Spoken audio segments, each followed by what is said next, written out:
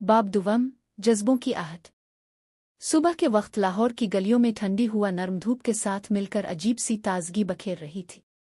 मगर इरम के दिल में रात वाले प्रोग्राम की एक हल्की सी खलिश बाकी थी। वो नज़रों का एक लम्स जो किसी अजनबी की आंखों से हुआ था, अभी तक महसूस हो रहा था। एक नया आगाज। अगले दिन स्कूल में बच्चों का शोर, हंसी और मुस्कुराहटें मामूल के मुताबिक थीं, मगर इरम की तवज्जो बार बार मुंतशिर हो रही थी। हर पिल ऐसा लग रहा था जैसे कोई इसे देख रहा हो। आज शायद वो खुद ही कुछ ज्यादा महसूस कर रही थी। इसी दोपहर स्कूल के गेट पर एक महंगी गाड़ी रुकी। चौकीदार फौरन दौड़ा और ड्राइवर से पूछा, जी किससे मिलना है?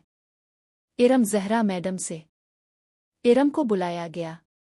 वो हैरत से बाहर आई तो सामने रेहान खड़ा था, सलीके से पहना हुआ नीला कोट, धीमे लहजे की सलाम और आंखों में वही पहचानी हुई रोशनी। अस्सलाम अलैकुम मोहतरमा इरम ज़हरा। वालेकुम अस्सलाम। आप? रेहान अली। कल की तकरीब में मुलाकात हुई थी। मैं दरअसल एक तजवीज़ के सिलसिले में आया हूँ। इरम थोड़ा संजीदा हुई। तजवीज़? मैं चाहता हूँ आप हमारे तालीमी फलाही प्रोजेक्ट की नुमाइंदगी करें। बच्चों के लिए स्कॉलरशिप प्रोग्राम को लीड करें। अब जैसी जज्बे वाली टीचर्स की हमें अशद ज़रूरत है। ये बात बज़ाहिर एक पेशकश थी, लेकिन रेहान की आंखों में कुछ और था, एक कशिश, एक लगाव। इरम ने जवाब में नरमी से कहा, मुझे सोचने का वक्त चाहिए। रेहान ने मुस्करा कर कहा, सोचें ज़रूर, मगर देर मत कीजिएगा। कुछ लोग होते हैं जो जल्दी छन जाते हैं। यह जुमला सीधा इरम के दिल में लगा। वो कुछ ना बोली, मगर दिल की धड़कन ने एक नया अंदाज इख्तियार कर लिया था। दूसरी तरफ इसी वक्त कहानी के दूसरे कोने में सुहेब रज़ा था, इरम का बचपन का दोस्त।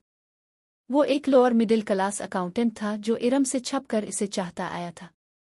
वो इरम के खुलूस का गिरवीदा था, मगर कभी हिम्मत ना कर सका कि अपने दिल की बात कह सके। जब इसे पता चला कि इरम किसी रेहान नामी शख्स से मिली है और उसके साथ किसी प्रोजेक्ट में शामिल होने जा रही है, तो एक चुप सी उसके अंदर उतर गई। सुहेब ने खुद से कहा, काश मैं भी इतना काबिल होता कि वो मुझे देखती ऐसे जैसे वो इसे देख रही है। जज्बों की पहली कुल्ली। अलिफादेर रेहान इरम के गिर्द एक दायरा बना रहा था, कभी मुलाकात के बहाने, कभी पैगाम रसानी के जरिए।